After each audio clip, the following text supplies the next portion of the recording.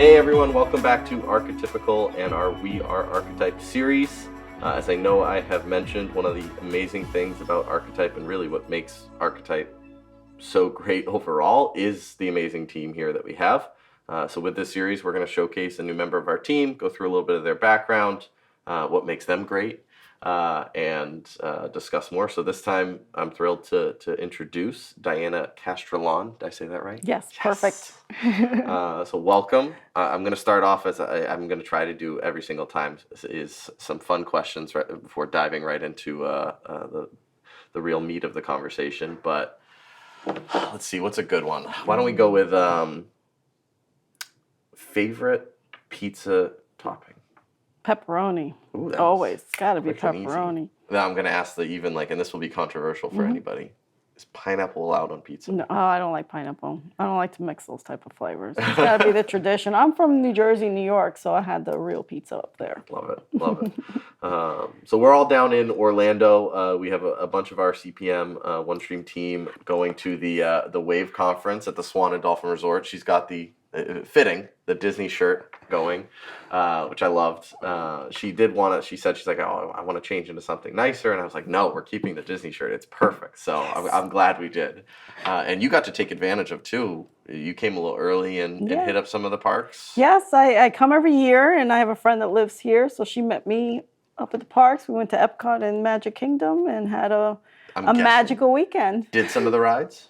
I did all the rides. Galaxy was awesome. Tron was wow. Tron. Yeah, we did all the parks. We did all the rides. What was your favorite one? Galaxy, you have to have a good hold on because it really twirls like you're in space.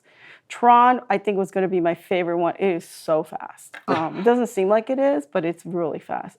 Space Mountain, it's not. It's not. I'm not going to go on Space Mountain anymore. It just doesn't meet the criteria anymore. That's great. But yeah, no, I love it. I always go on all the rides. I was in Disney last year, and they were building Tron. Yeah. So we could see it like it was running with nobody on it, the test of it. So I'll have to see if I can sneak out one of these days and get over there and try it. Yeah, do it. They have a 4 o'clock. After 4 o'clock, you can go. So until the park closes. But they have the Halloween things. You got to be careful with that. Okay, good to know. You either got to get a ticket for that. Good to know. So why don't we have you dive into a little bit of your just background overall, like kind of introduction, a little bit of your career path. Well, career path has always been, I have a degree in accounting, but I've never dug into accounting. I always jumped into finance, and I love finance, and I've always been in FP&A, about 25 years doing FP&A, doing all the financials for companies, especially management reporting, slicing, dicing the information, and creating these reports of things, the views that they wanted to see. And I really enjoyed that, but, it was using Excel. Some of them had certain systems. I remember a long time ago, I started off with PeopleSoft, how they moved their little hierarchies and so on. I remember doing a little bit of that and then got involved in Hyperion, whomever had Hyperion, and grabbing their information, their downloads from what systems they were using. A lot of them were using Cognos. Cognos happens to be a really big thing for companies to use. But I would bring it into my spreadsheets to slice and dice information for me to understand the system, to understand the business, to understand whatever lines that company has. But also for me, in getting that, my manager wanted to see a certain way, I would find the easiest way to manipulate the data to bring it to that. But of course, everything's Excel, right? And a lot of people love Excel because you can do all that. But once a company keeps growing and growing and growing and growing, then it becomes a little harder and harder, slower and slower, and you can make mistakes. Yeah. You can delete a number. There's just so many things that can go wrong. Yeah. No, absolutely. And when did you first start using OneStream? OneStream I started using, I keep saying I think it's going to be 4 years ago. I worked for a long time, for like 11 years at Maximus, a government contracting company, and there we had so many spreadsheets. It was project-based, so all my projects, I like 45 projects. My peers had their group of projects on the industry that they were working on. But my projects were bringing in that data from that project, and that project can be 5 years, can be 12 months, and then a new project would start, and then you had to bridge it. You had stuff in the pipeline. There was just so much going on. Excel had one day. one day to manipulate the data, give a variance explanation, high level, explain what's going on. Oh, wow. To manager, to CFO who's walking behind me, what you got there, Diana? You know, and the pressure, right, of trying to get all that when you don't have a system that really can give you all that information right away. So when I moved here to Texas, because I was living in Virginia at that time, I started with a company here, and they were transitioning from Hyperion to OneStream. I got a grip of it. I got a grip of what it was doing. I created a whole bunch of manager reports for them, especially because they wanted to use it, the template going across. Because you have, again, even though it was an oil and gas products company, they still had different types of lines. So this one wanted the product line name, this one may want the area, so you had to blend all that. I created P&L for them using the Excel part of the system, because not everybody was building reports for them at that point. So I started the raw way. I was good with Excel and did it that way.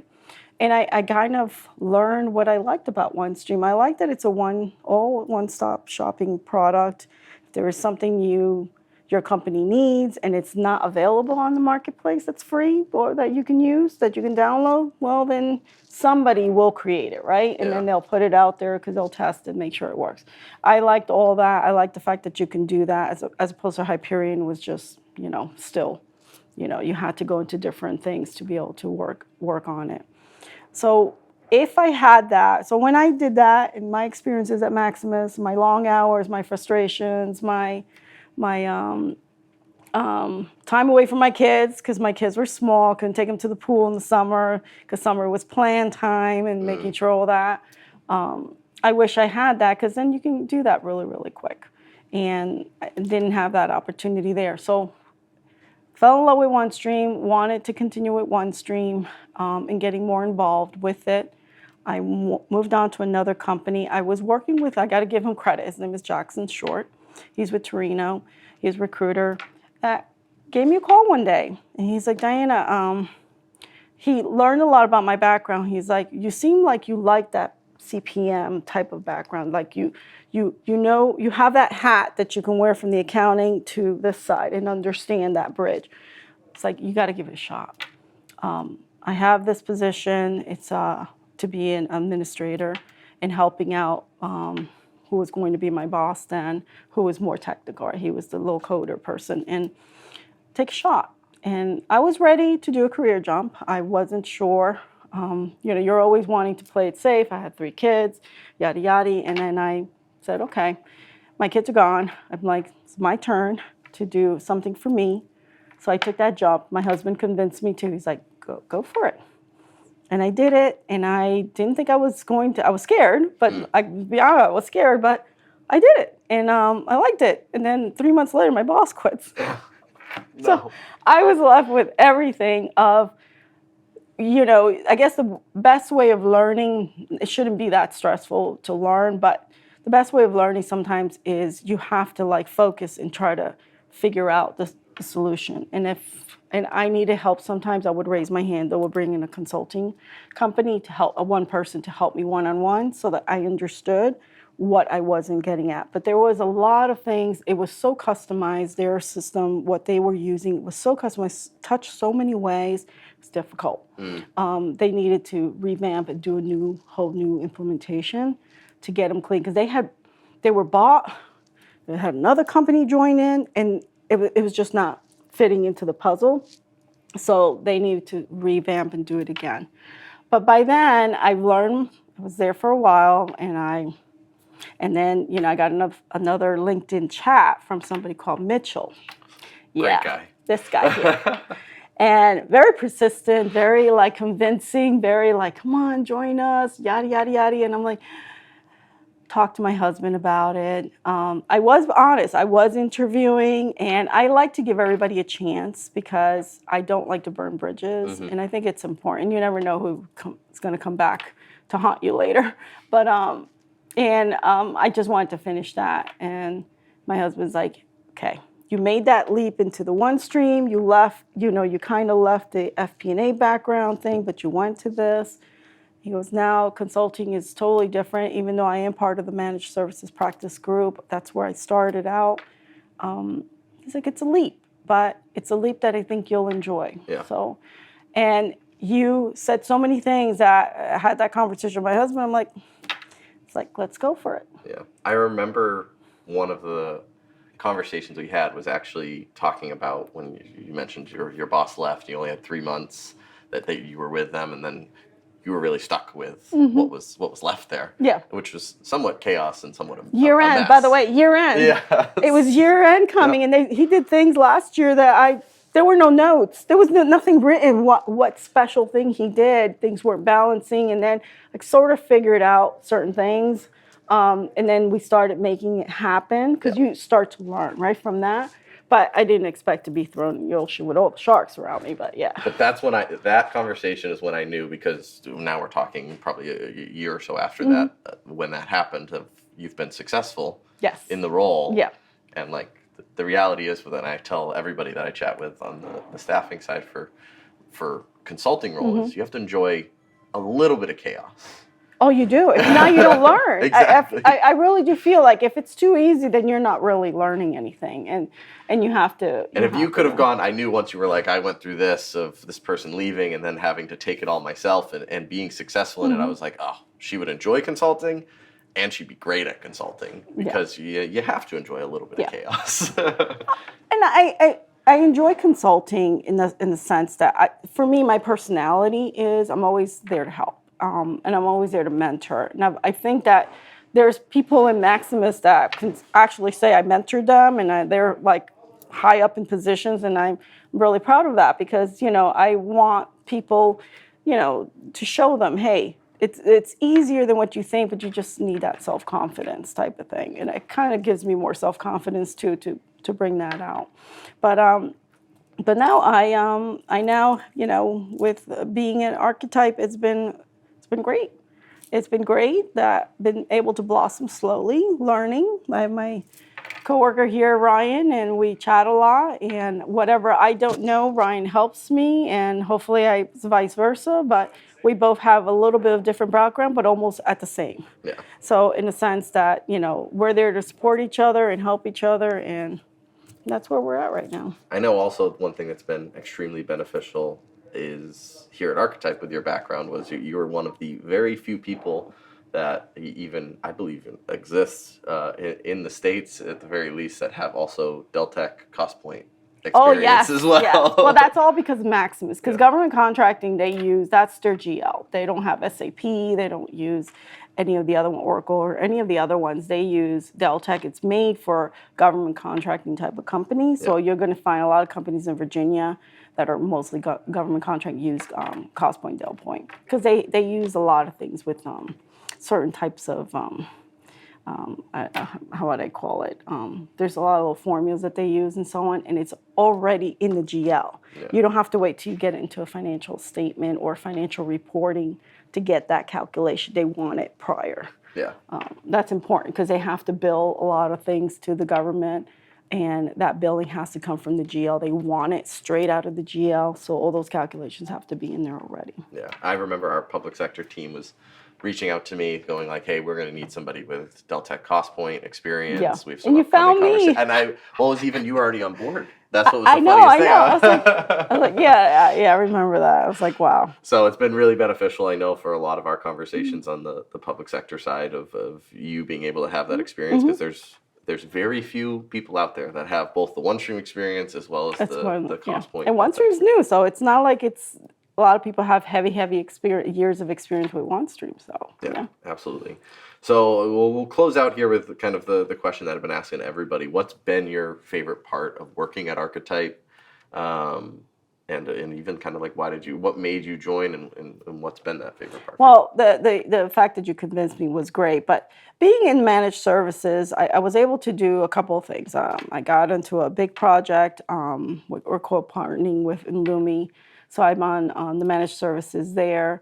It's been a great experience because I help a lot of people. They're doing their parallel runs and getting those people to I'm on the U.S. side, right? So anybody in the U.S. side for that consulting firm in that company, I'm able to help them with that. But I'm also bilingual, so hablo español, and I tend to help those people. They're like, me puedes ayudar, puedes hablarme en español, puedo conversar contigo, decirme mis problemas, which is just basically, I need help. Can I speak to you in Spanish about it? And I tend to help them with it to make them feel better, right? And a lot of the things when you get on a Teams chat with them, it's basically show me what you're doing, and they're doing it right, but they're stuck. Why? Because they don't know if they press a button here, what will that do? It's like, just go ahead. Nothing's going to go wrong. You could always go backwards, whatever. So I give them that confidence, and I feel that that's really important to get them to. There's always going to be those people that can't go from A to Z. They're going to need a little bit of help, but it's just a one-time help. It's not like forever. It's like a one-time help. Okay, and then after that, they're like, oh, now I got it. Now I can do all my other forms and reports that I have to load, and now I know what I'm doing or what error to look for or read the error, right? The OneStream will give you an error code about why it won't continue. Read it, follow it. It's telling you you're missing this. They go back to their original. It's like, oh yeah, you're right. It's not there. I'm like, so the error's right. So give them that confidence. That's all it is. Totally. And then now, I'm on another big project as a consultant and watching my peers and how they handle everything and how the whole practice works has been an incredible experience. So loving it. Loving it. Glad I left the corporate world behind, the politics. And the long hours, that doesn't mean that you don't work long hours when you need to get a job done. But there's a difference between long hours of not getting anywhere to having an accomplishment. Yeah. And that was very different in the corporate world because you're always waiting for someone to give you something and you can't finish. But don't miss it. But I'm glad I had that as my background. Do you feel like that, one last follow-up, sorry, but do you feel like that kind of almost rewarding feeling of knowing where they're at and you being able to kind of come in and like help them get past whatever that problem or wall that they're trying to get over is? Like, do you feel like that kind of is also what makes it so rewarding in consulting? Very rewarding. Yeah. So that's the thing, right? You always want to be able to do something and not that you expect a reward, but that you feel like it was you made a difference there. You've been in their shoes before. Exactly. Yeah. And I've been in their shoes, and I feel like any job can make it easier. It can become easier with OneStream. I told you in the beginning, I love OneStream because of what it can do and the output that you can get and the slice and dice of the data, which ways to make anybody happy. Yeah. At one point where a previous company, if they were international packages, we had to wait until they were done so they can send us an Excel because we weren't direct linked over there to see how far they're going through the close, and they would send it after we were done. So you're like waiting and lingering to do a consolidation. And, today you don't have to do that. Love it. Not with OneStream. Love it, love it. Well, I appreciate you coming on. And thank you. Having the conversation. We'll do this many more times, I hope. Okay. And any prospective clients out there with considering OneStream. Yes. And also have CostPoint and Deltec. We got your gal. But again, appreciate it. And tune in next time all. Thank you. Thank you.